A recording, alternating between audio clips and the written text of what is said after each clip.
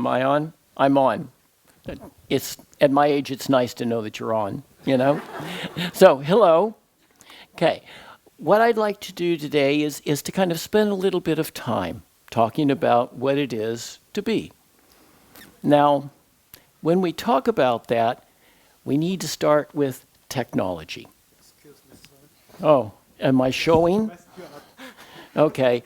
Appearance is important. We learned that yesterday or today. Okay. So, we invented this in order to imitate our ability to process information so that our life could be easier. We're always wanting to have an easier life. And it's really taken a life of its own. But it seems like every year, every 6 months, there's a new generation, a new evolution where it can do more and more, faster and faster, and with greater connectivity. It's really something that we've connected with in our life. I mean, for most people, the first decision they make every morning as they wake up is, do I check my messages or do I pee? And of course, we check our messages while we're peeing. You know, multitask, right? Okay. You know? But this has become so a part of us that we're merging technology and biology. And as a consequence now, almost as if we're trying to keep up with a species that's evolving faster than we are, we expect ourselves to do more and more, faster and faster, 24/7, without the benefit of an evolution. This is the same biology. It doesn't get any better than that, okay? So this is kind of a problem for us. We see the shift in values where we're now socially valuing things more than us in our relationship. If this starts to hang up, have a problem, we turn it off, wait impatiently for it to reset, and turn it back on again. And if it starts to go empty, boy, we start looking for a power source and plug it right in. You know how inconvenient a dead one of these is, okay? But what do we do for us? When we start hanging up and we start having problems because we're just chronically stressed from trying to do too much, too fast, so it seems like that deadline is really a deadline. We're going to die before we get to that. Do we take the time to unplug and reset? When we're running on empty, do we plug into our source? Do we even remember what our source is? I mean, you know, that's kind of a problem, okay? Now, in English, which is a simple language for simple people, that's kind of an open secret in what we call ourselves. We call ourselves human beings. We're the human part of being. The human is, of course, this recognizable body. Being is what we call existence, everything. It's the energy that is this matter, just as this matter is just energy. We know that from physics, we know that from the ancient spiritual traditions, but today I'd like to kind of give you a metaphor so that it makes more sense for us in terms of what we're doing today, energizing our life. So I'd like to have you bring to mind a memory of being at the ocean and watching the waves so that you can see that in your mind. Now, look at how, as you look at that, every wave has its own unique form. Every wave has its existence across time. Every wave has its relationship with all of the other waves. And yet no wave can exist separate from the ocean. Every wave is constantly being nurtured, supported, filled with energy from the ocean. And through the ocean, every wave is connected with every other wave. Okay? Got that picture? Okay, now come back here, open up, as we just did with the Tai Chi meditation, and be aware of you. every one of us in here has our own unique form, our own existence across time, our own relationship with all of the other forms, and none of us can exist separate from the ocean of being. As we're sitting here, every one of us is being filled up, nurtured, supported with life energy. It's what's required to be alive. I mean, you think a dead one of these is inconvenient. Wait, okay? But we don't live our life that way. We don't live our life as if we are life. That's a problem for us. And so what I'd like to do today is, with you, create the space to be. Open up to being, because it is right here. All of you are really alive, okay? So would you like to do that with me? That'd be okay? Okay, so what we need to do now is to start with some basic assumptions we have. Look at those, look at how we live our life, and then to look at a couple of simple tools that allow us to gear down so we can reset, to unplug so we can open back up and reconnect with the source. Okay? Okay, so first I'm going to ask you, what do you identify with? Do you identify more with being a human being? I exist, objective reality, and therefore I can think and act. Or do you identify more with being a human doing? I think, subjective reality, and therefore I exist. Now, of course, you'll recognize that, I think, therefore I exist. That's Descartes, that's the French philosopher, started the Enlightenment, radically changed the way we saw ourselves, the way we lived our lives. This is now socially normal. Okay? Now we have these two different realities that we live in as human beings. We have the objective reality of this body, the air, the mountains, the sky. This is where we live. But we also, as human beings, can imagine things that don't exist in objective reality. This is a subjective reality. And we can share these ideas with each other. And if we get a large group of people, we can create nations and cultures and religions and governments and world economics, all of these marvelous things that actually don't exist separate from our imagination, but have so much social value now that we mistakenly think our imagined reality is reality. Now, the importance for us is, as with the metaphor with the ocean and the wave, our energy, our being, comes from human being. And if we don't spend time being, we don't recharge. If you're just doing, and think about it in your own life, you do all day long, at the end of the day, you're done. You know, you're running on empty, and the thought is, damn, I didn't even make it to the gym again. I have no time in my own life for me. Well, wait a second. Isn't the time of your life your time? How do we start to think that way? That we don't value us anymore. Does that make sense?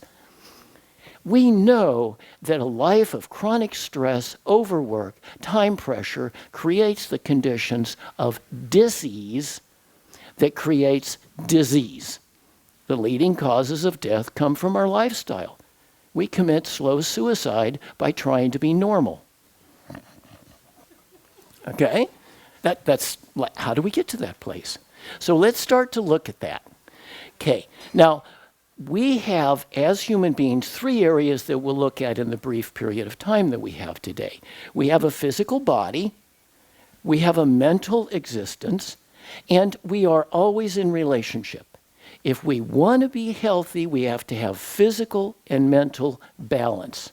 We exist within a narrow range for homeostatic balance. But we also must constantly adapt to an environment that's changing all of the time. So we must learn to have relationship harmony. So we'll look at how to create balance and harmony. Now, when we do that, we'll look at a continuum. I'll describe what it's like to be a human being and what it's like to be a human doing. And you can then look at, how do I ordinarily live my life? Where do I fall on that continuum? Remember, we live in both realities. It's not that one is good and one is bad and one is right is wrong. Don't get into that. That's a social norm thing, okay? How much of your life do you live with balance, okay? So, a human being is someone who's at rest, calm. If you go and look at all beings, all creatures, they're doing what they're doing at the moment, but they're conserving their energy. They know that life is not a race. It's a moment-by-moment experience. And so they're open, they're calm, they're ready to respond. The emotional experience of that is a positive one.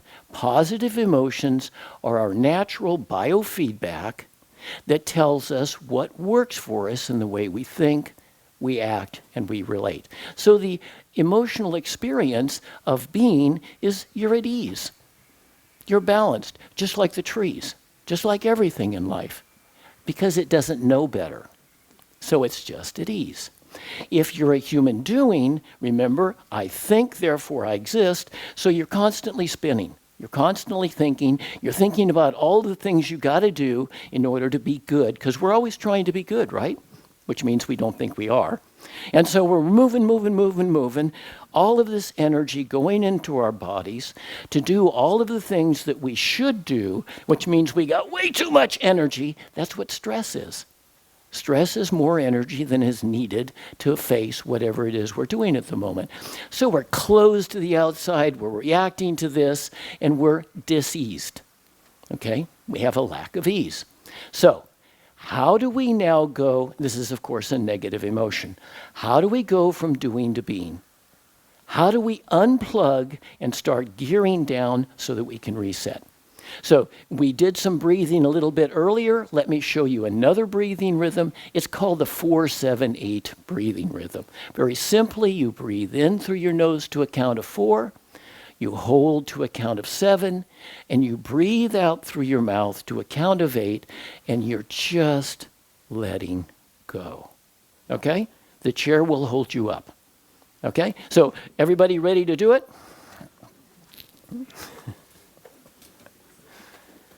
Okay, breathing out. Breathing in through your nose to a count of 4. Hold the breath to a count of 7. Feel the fullness of being a wave. And then breathing out through your mouth, just let go. Breathing in through your nose to a count of 4. Holding to a count of 7. Feel the fullness of life. And then breathing out through your mouth, just let go.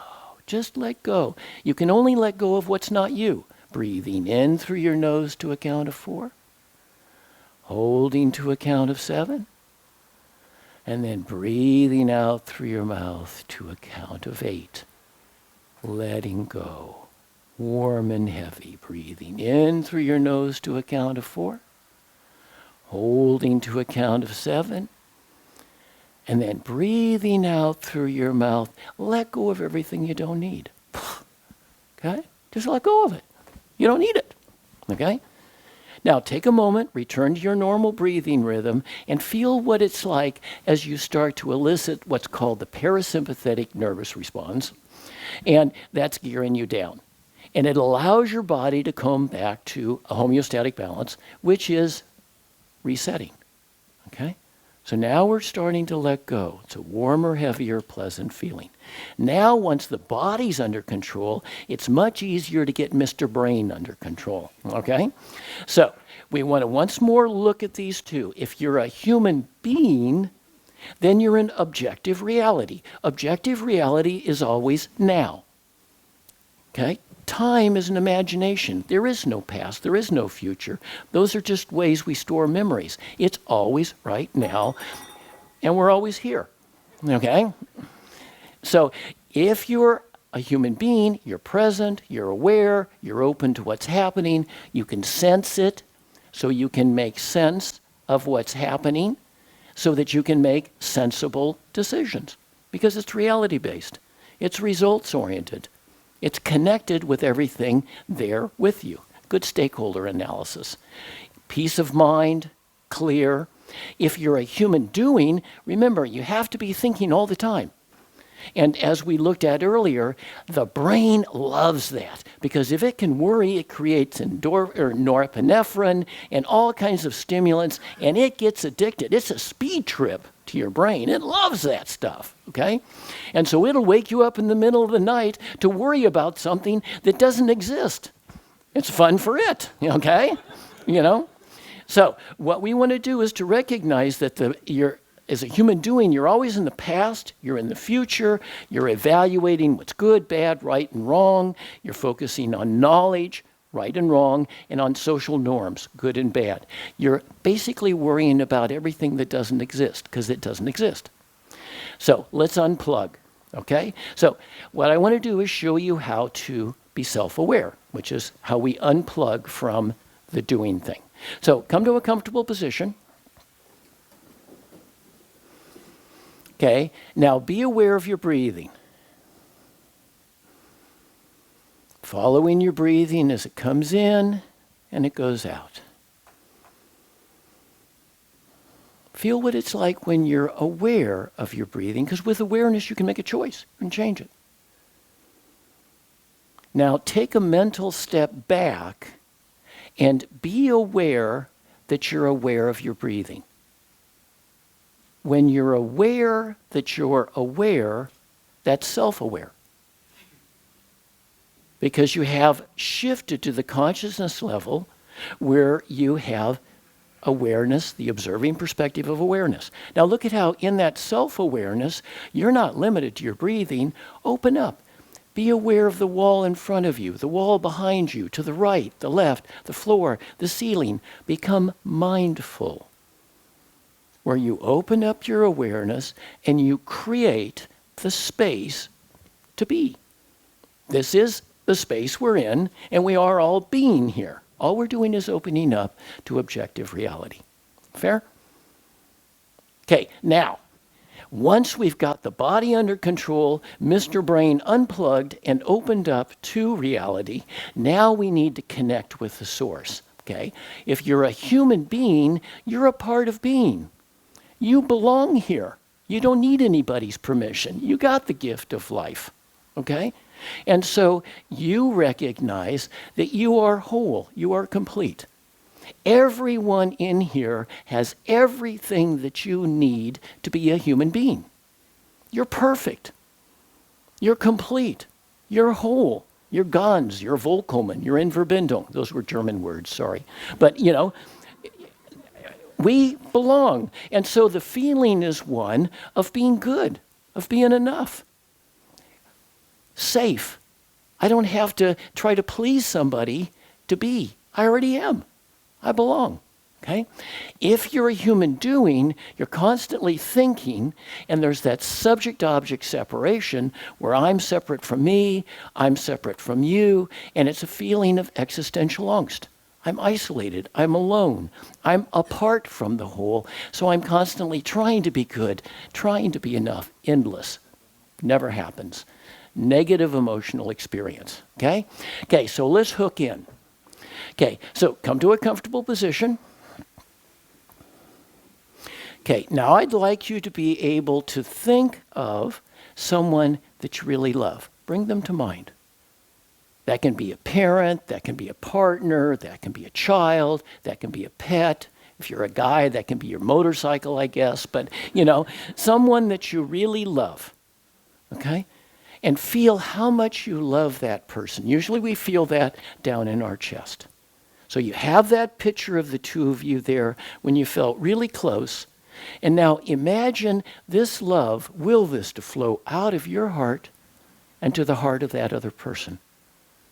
So you see yourself, you feel yourself holding hearts with that person, like we hold hands. Just open up your heart, feel that sense of connectedness, and watch what happens. That as we open up, as we give that love, more love flows in. Because now we're imitating being. Being's constantly filling us up. It's constantly loving us. And when we imitate being and we give that love on, we pass it on, then there's room for more love to come in. That's the only renewable source of energy, loving. Okay? Being together. Okay, now we've got physically calm, mentally clear, connected back with being, back with the source. Now let's put this together. This is 5 breaths to balance and harmony. When you practice this, you train your body and brain to be able to come back to that sense of balance. So come to a comfortable position. Okay? Okay, now in the first breaths, if you get good, you can do it in 5. But for right now, in the first breaths, breathe into your belly. So breathe into your belly, and breathing out from your belly, just let go. Allow yourself to gear down, to be warm and heavy, just as we practiced before with the 4-7-8. With the next breath, breathe into your head, and breathing out, open up so you're aware of the walls, the floor, the ceiling, and you come back to being aware of being aware, self-aware, mindful. With the next breath, breathe into your heart and opening up and feel that connectedness with that person you love, or if that's easy, see other family members around you. So you have a circle of family and friends around you, and you're opening your heart up to the front, to the back, and you're just filling up and giving out, and filling up and giving out. Now let's connect those 3 centers: openness, more solid feeling, and openness. Now imagine a cord going from the center of the earth just up inside your body and out the top of your head, just inside your spine. And line those 3 centers up on that cord. You have to imagine that. You have to will that. They're not lined up at first because it's just not normal to do that. I mean, it's not normal to be natural, okay? So I'm asking you to be abnormal anyway. So line those 3 up. And watch how, as you imagine those 3 lining up, you create within you the experience of being centered and grounded. You're centered in now, and you're grounded in here, in the objective reality. Okay, now we've come back to the conditions of a human being. Okay? Physically calm, mentally clear, connected, open, not vulnerable, centered and grounded. Now we need to do that neural work that was talked about so much today to create a goal for ourselves, but one that exists from the reality of who we are as a human being. So sit here for a second and imagine being physically calm, mentally clear, connected, centered and grounded. So you upload these experiences and you then start to create new neural circuits, new muscle tracks. We can see in 21 days the evidence of that. In 2 months, we've started to get a holographic image. Within 8 months to a year, we've got a biological upgrade. We can evolve ourselves in our own lifetime. We just have to believe it. We have to make the commitment that we're worth the effort. Okay? The things that everyone was saying beforehand. It's up to us. It's our life. We have the ability to respond. We can be self-response able. Okay? So now I'll leave you with just this one thing. The gift of a human life is a present. But it's a present that can only be opened up in the present. If you don't open the present up, you've got a pretty package, but that's it. You don't get the present, okay? Now, each moment, every now, is an opportunity to open your gift and to experience being a life. You've got a life, okay? Every moment, life's challenge to you is open up, receive what I gave you, feel the value, and then pass it on, okay? You have the gift. You're a human being. I can only encourage you that you're worth the effort to open up and to experience the energy of being. Thank you.